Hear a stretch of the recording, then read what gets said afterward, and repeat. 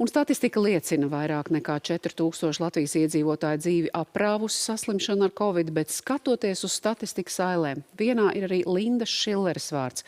Mamma 7 bērniem, no kuriem jaunākajam nesen apritēja tikai gadiņš, un jaunākie bērni notikušo vēl nav aptvēruši un gaida mammu.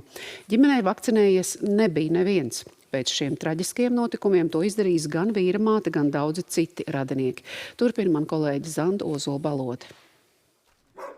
Gaisma vēl nav sākusi aust, kad Zarānu mājās viens pēc otra mostas Gundars un 7 bērni.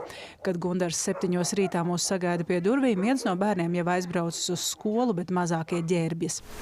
Jā, taisīsim uz darbu.